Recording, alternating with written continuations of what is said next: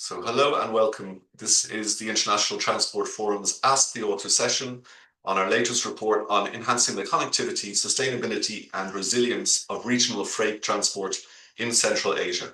So I'm delighted today to see so many people in the room already. We've timed this to take care of our Central Asian stakeholders and colleagues. I'm delighted to be joined here by Yaroslav Kholodov from the ITF, who's the report's lead author, and Emre Emregan, who's a co-author of the report and an independent consultant.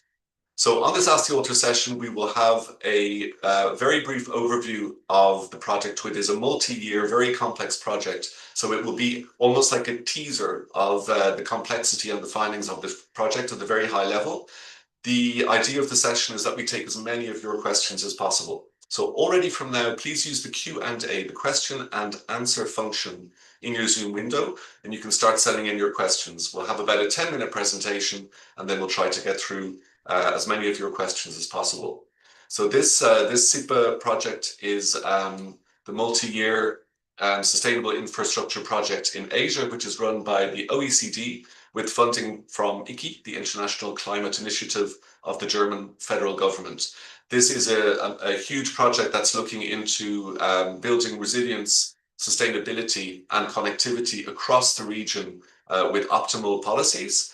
And we're delighted to be even asked by the OECD to focus on the transport aspect of these policies, which is another great sign of the recognition of transport policy as an overall driver of growth, prosperity, economic resilience, and of course, connectivity, which is what this report is all about. So without further ado, I will hand over to Yaroslav, who will bring us through the presentations, and then we'll start taking your questions. So over to you, Yaroslav. Thank you. Thank you very much for such a great introduction, Ronan. And good morning, good afternoon to all the attendees. Appreciate your interest in this project, in our work. So again, in the interest of time, let me just jump right into our highlights of this study. So as Ronan already explained, this project is part of a larger sustainable infrastructure program for Asia, and the ITF is leading the transport component. So we were giving the focus on the Central Asia region, where we could explore, further motivation to carry out this study. So what we realized early on that infrastructure alone is not enough. So Central Asia has focused on building transport networks, but without sustainability and resilience, these investments risk inefficiency and environmental harm. And freight transport is already carbon intensive, but it's also vulnerable to climate risks. So with aging infrastructure, landlocked geography, and geopolitical uncertainties, all these factors add to inefficiencies and costs. And further on, policy gaps hinder sustainable connectivity. So there are gaps in investment strategies that lack sustainability criteria and therefore limit climate finance access.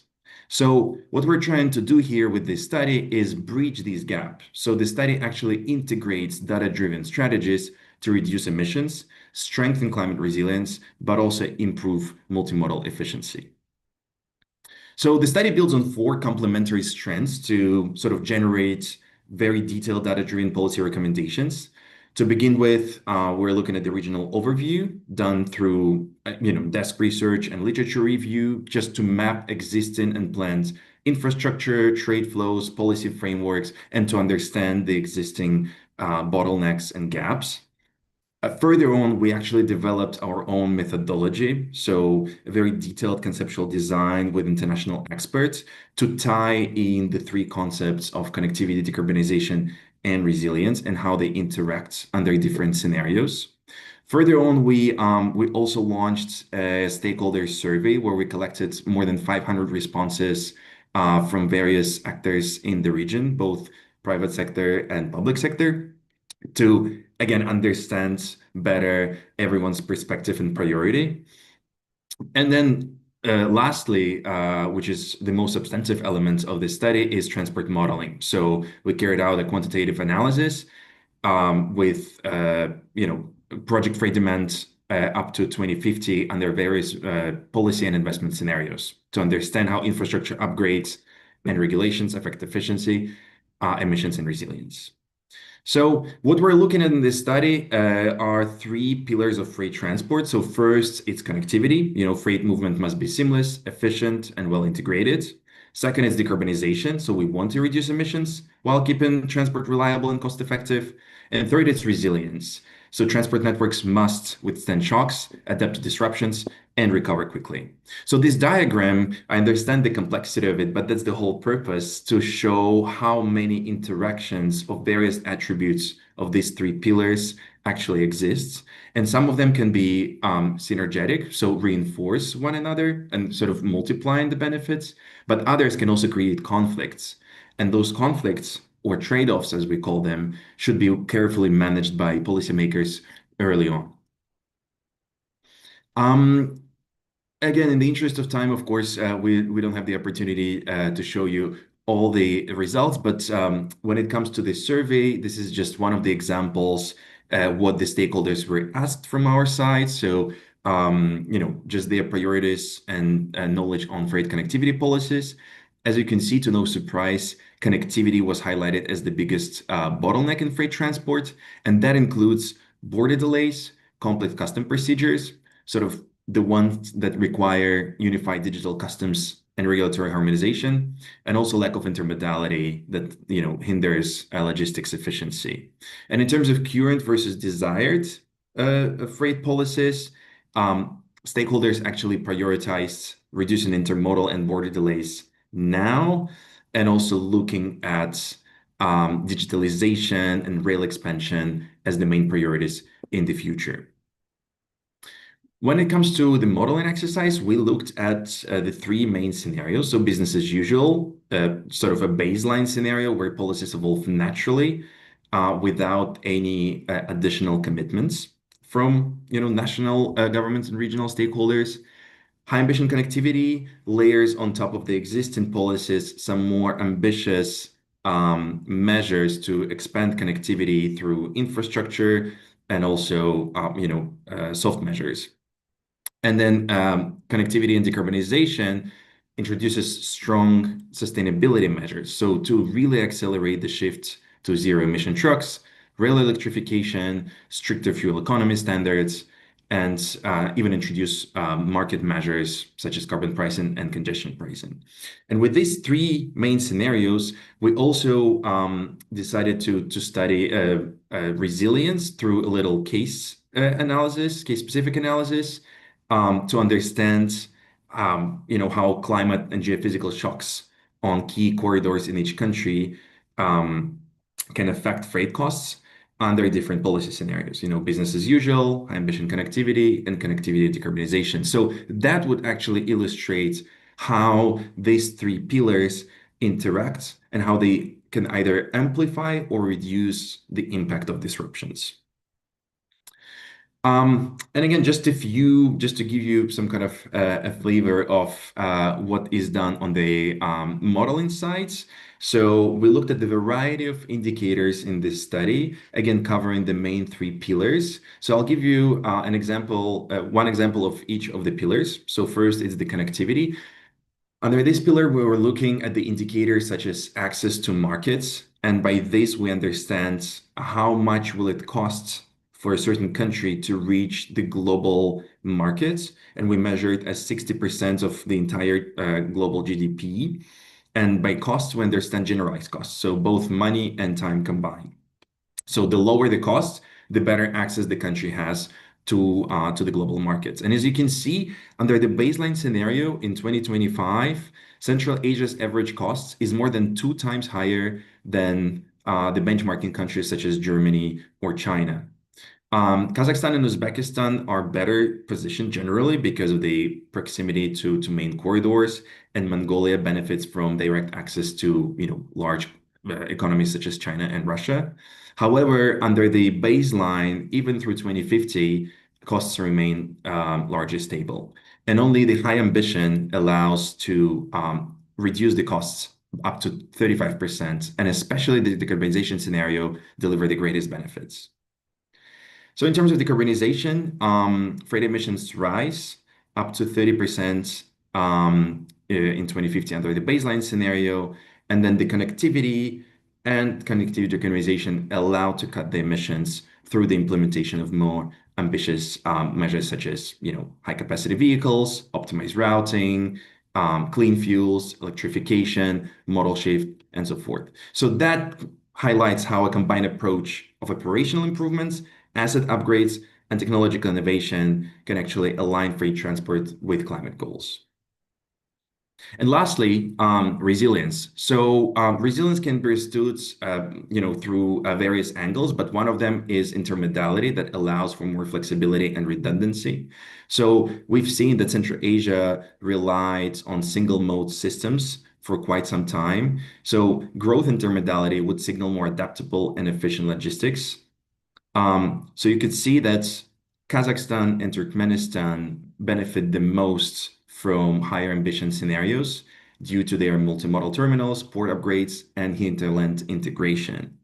However, still the countries and the region as a whole lag behind global leaders like China and Germany. So, preserving resilience may require targeted efforts to maintain intermodality where it matters most.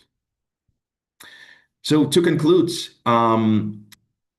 let me just highlight a couple of policy recommendations. So we provided our recommendations both at the regional level, targeting the overall connectivity, but also some more specific recommendations for selected countries.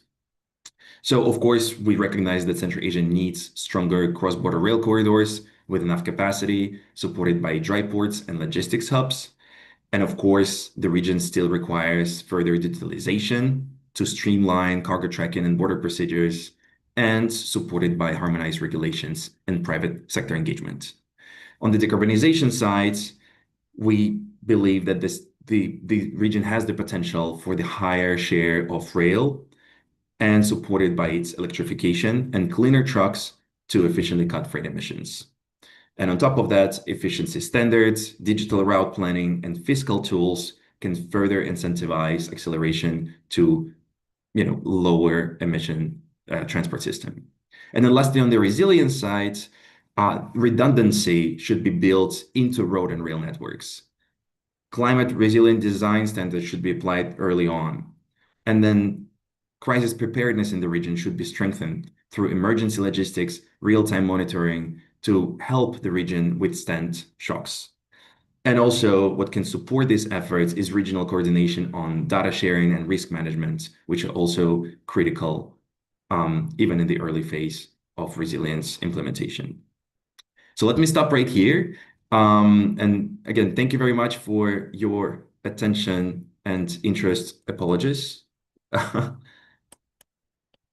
Thank you very much. Yes, just one note, but maybe Ronan, you can also explain how to access the Sure. project materials and more information. Thank you.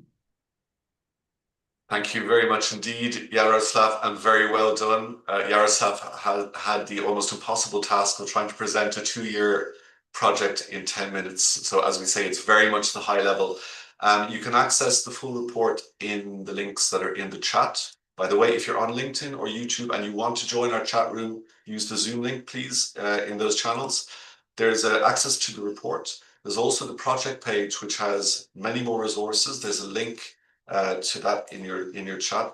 So there are resources including the project, all the project deliverables, of which there are many, and then a link to the overall Sustainable Infrastructure Program in Asia, the SIPA project, the transport aspect of that, again, that the ITF has managed.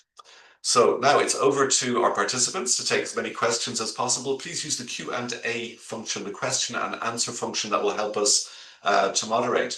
So to get going, I will have the honor of asking the first question, which is about the 3 pillars that we referred to in the presentation, that it's connectivity, decarbonisation, and resilience as being interlinked. Can you talk a little bit about the synergies or the trade-offs that emerge between those 3 pillars, particularly with the Central Asia focus? And maybe Emery, you could take that first question, please. Thank you very much, Ronan. Actually, it's a great question. And one of the central message of our study is that actually connectivity, decarbonization, and resilience do not operate in silos. So they are deeply interconnected. And in Central Asia, you see many powerful synergies. And in some cases, also you can see some practical trade-offs. So if I will give some examples, one good example of the synergy is the modal shift to rail and rail expansion, which is very highlighted issue and a topic in Central Asia. So expanding rail electrification, for example, in Kazakhstan and Uzbekistan, there are actually ongoing projects. So that can make freight flows faster and cheaper. And it's also cutting the emissions comparing to the road transport. So there is a clear synergy between connectivity and decarbonization in these rail expansion strategies and the rail electrification. But the trade-off here is about resilience. Many of these rail lines in Central Asia are single track. So when the disruption occur, whether from the extreme weather, in winter times, in mountain passages, for instance, or some sudden border closures, if we heavily rely on the railway corridor, then the entire flow can be blocked and the resilience can become an issue in such cases. In another example from the spare capacity and at infrastructure nodes, we have a good example in Central Asia for this one. Turkmenbashi port, it's a very modern and quite brand new port according to the standards of the region. And however, the much of its capacity is underutilized. Uh, but on the other hand, this unused capacity can be a strength as well. It provides resilience when the volumes suddenly rise, and when the Akta and Kurik ports face some bottlenecks. This can be improved, some factor that improve the resilience in the region. It also improves the connectivity by giving an alternative outlet for the Caspian shore. But from the decarbonization angle, there is a trade-off here again, because it can be seen as a cost, since the idle facilities still carry embodied emissions from the construction, and if not fully utilized, their efficiency is also low. So as you see, there are some cases in the Central Asia that we can see the synergies and trade-offs together. Another case, for instance, about diversifying the routing options. Multiple corridors, such as middle corridor branches, the planned China, Uzbekistan, Kyrgyzstan railway corridor, and the southern corridor through Iran, they all strengthen the resilience by providing alternatives when the disruption occur. They also enhance connectivity by expanding the trade choices for the shippers. But the trade-off, however, it's also again lies in the efficiency. Splitting volumes across too many routes can also reduce the economies of scale and even sometimes increase the carbon intensity if the flows in those new corridors are too thin. So the overall picture in the Central Asia, the geographical stances and the geopolitics magnified both the synergies and trade-offs. But in practice, what we see in the report as well, synergies are dominating actually, and some trade-offs can be managed carefully.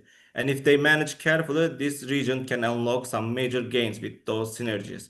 For example, modernizing border facilities in Uzbekistan through some digital customs systems will reduce the waiting times, which also cuts the emissions and lowers the fuel use and strengthens the resilience for the congestions. Like similarly, investment some climate resilient roads designs in the mountainous regions of Kyrgyzstan and Tajikistan not only preserves the connectivity during the floods or landslides, but it also prevents the cost of the reconstruction during the disruptions times. So the message of our study is clear actually. So you gain most when you integrate of these three pillars. If you only push for one, for instance, connectivity, let's you expanding the highways without efficiency standards, then you risk locking into the emissions and vulnerabilities. So that's why in the report, we strongly recommend the integrated policy packages between those pillars. So this is what can that I can summarize briefly. Thanks indeed, Emre. That's a very comprehensive answer to a complex issue. We'll move on to other questions. Please use the Q&A, the question and answer function that will help us to moderate as many questions as possible so that we don't repeat necessary answers. We'll go to a question from Ivan Papandreou. a question that will be a hot topic throughout the world, which is on fleet electrification. So how does Evan's question is, how does the ITF envisage integrating fleet electrification into regional freight strategies in Central Asia?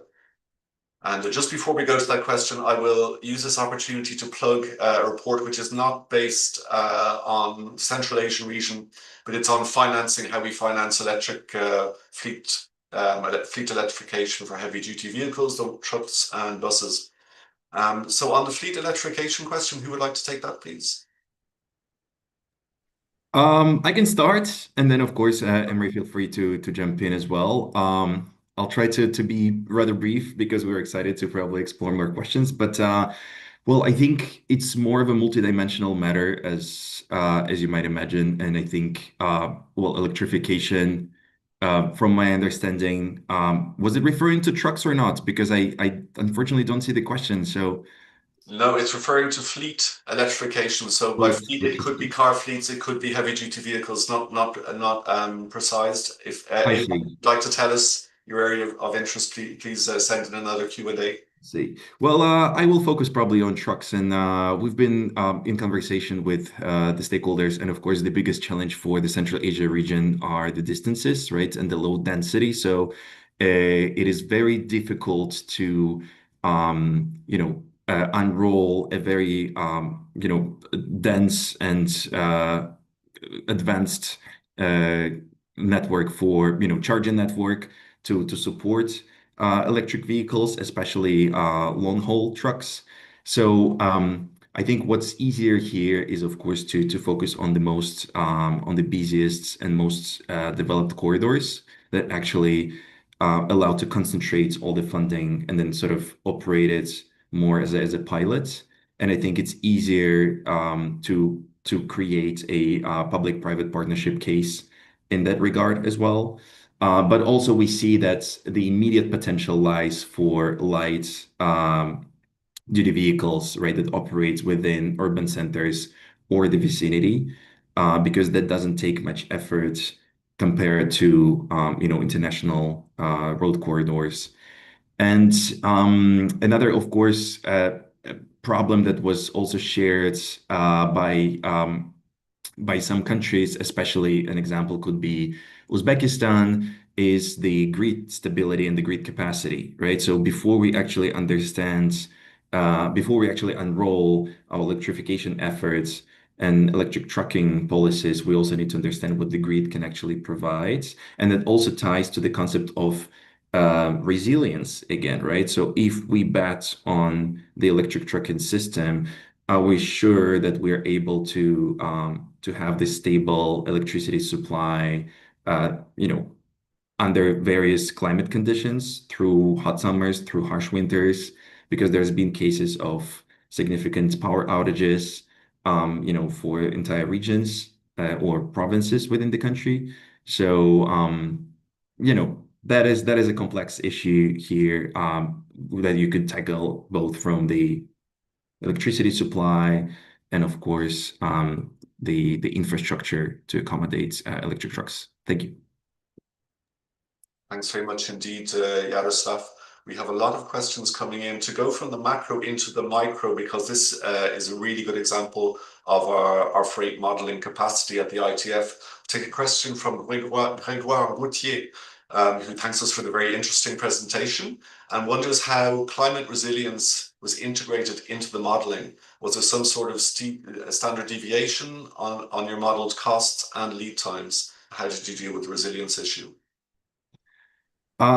Excellent question. Thank you for bringing it up. Of course, I invite you to also have a look at our detailed study, but indeed, we recognize the limitation of the model, right? So that probably would not allow us to test softer policies, let's say, immediate crisis response and coordination, and the actual the diversion of flows under the specific crisis. But what we're looking still more at the network level, right? And the model is still capable to investigate what happens if a certain corridor is either blocked or has a reduced capacity, and then for how long, um, and for which modes. And we also try to look at the multi-crisis scenario that puts even more pressure and more stress on the system. So let's say in winter there was a road blocked on one of the corridors, and while there is still, or there was a landslide, right? And while the country is still dealing with that issue, flooding happens in another side of the country or another neighboring country, and then those crises overlap. So now the region has to adapt to not one but two major disruptions.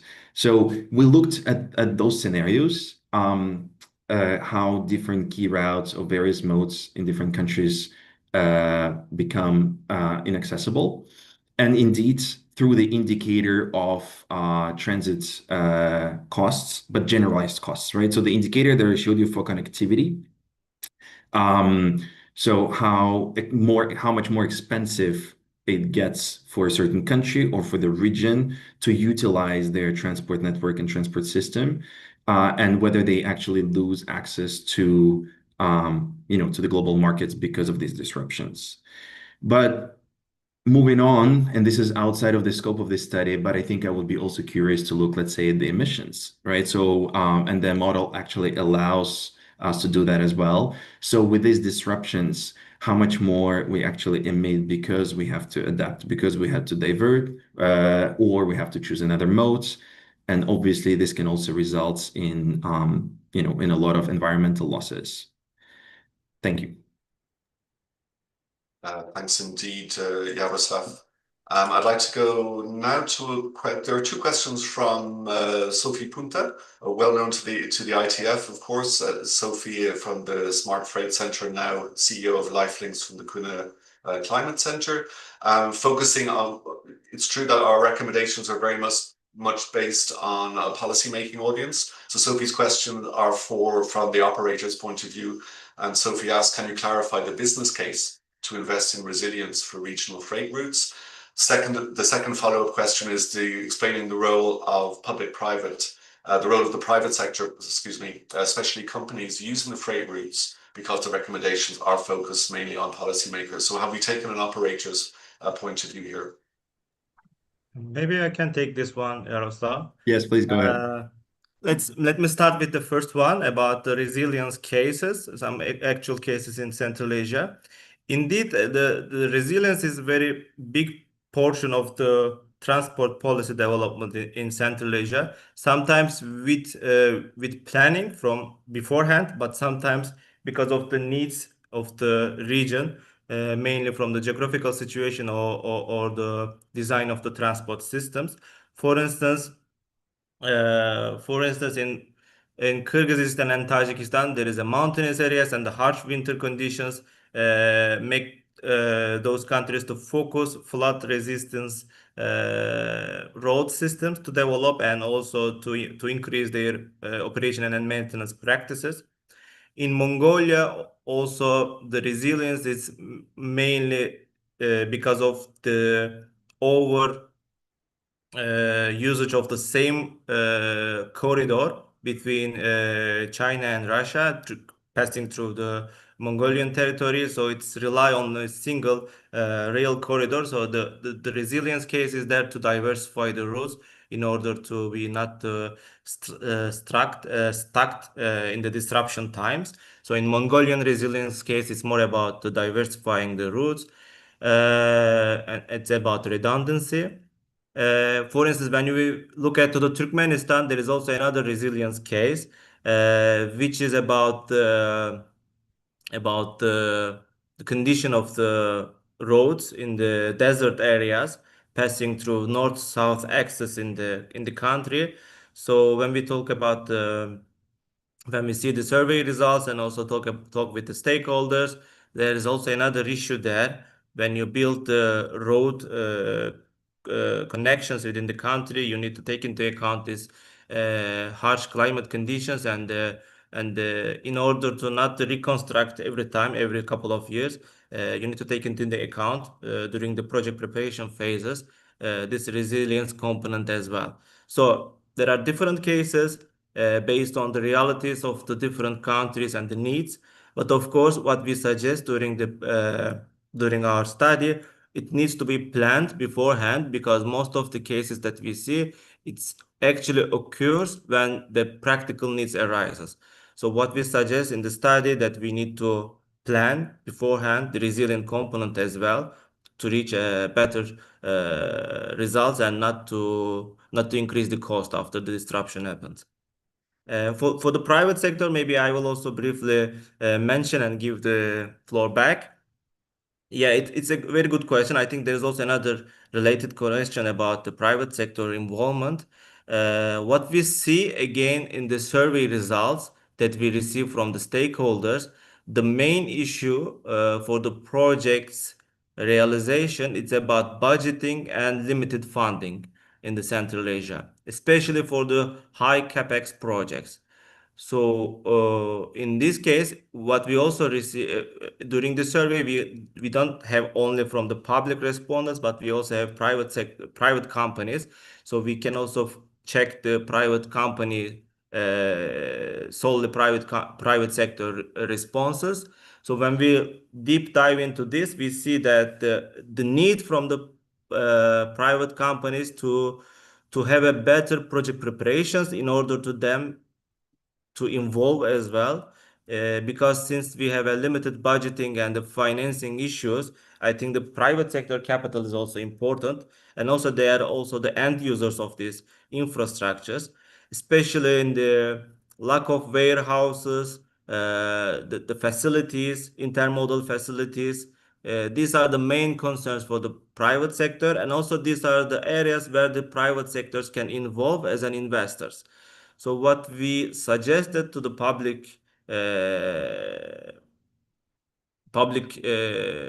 regulators and the public sector, that in order to involve the private sector, it's first of all, it's important to receive their feedbacks, and also to create an environment for them to invest, uh, to to together provide some PPP options. So the regulations needs to change, the project preparations needs to be better, the feasibility pre-feasibility studies needs to be in the international standards. So this is the main issues, how we can involve the private sector, I believe. So this is what we found from the survey responses. Thanks indeed, Emre. There's also a question from Ivan Papandreou on the role of private public partnerships for de-risking finance for sustainable freight transport. Would you like to add anything to the response from the de-risking aspect?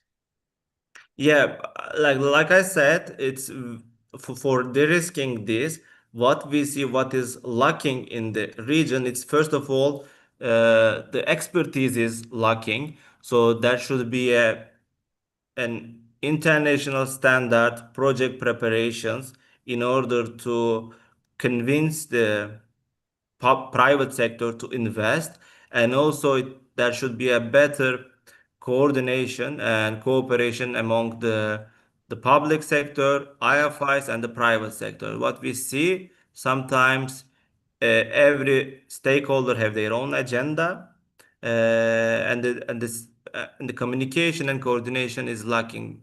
IFIs have some standards, but the public sector doesn't have that capacity to provide some good project preparation phases, and the private sector see those risks. In order to even evaluate the risks clearly, they need to have a clear standards documentation about the projects. I think this is the main issue that is lacking to private sector to involve more. This expertise needs to be developed in the region. I don't know, Yaroslav, if you want to add something on this. Always, but thank you, Emre. I think you've given quite an extensive answer already, so I'll probably keep it there for now. Thank you. Thank you. Hey, thank you all very much indeed. We're pretty much at the end of our time. I hope, Andreas Felipe Ladino, we've answered your question about the conflicts and the trade-offs already with the other answers. I think we're good on that. If there are other questions that you have that you feel haven't been addressed, feel free to email us. We will be sending a follow-up email from this event to everybody. Before we wrap up, I'd like to remind you, of course, that this SIPA project, this is the Central Asian element of the SIPA project for transport. We're having the Southeast Asian event at exactly the same time next week, so next Tuesday at 10 a.m. European time. You can find a link to that. That's a similar setup. You can find a link to that in the chat. Resilience is the theme of the ITF Summit. If you're not aware of the ITF Summit, it is the biggest gathering of transport ministers talking about transport policy in the world. It happens every May in Leipzig in Germany. We're going to be on the second of our 3-year cycle discussing resilience next year in May in Leipzig. It's on funding resilient transport. You can sign up for updates on the summit. We'll have news already coming next week when we can already solicit interest for this invitation-only event. So please sign up for updates and we'll keep you informed of developments on the program, which will be coming in November next year. And there are links just to stay in touch with us through our other news and alerts and on LinkedIn.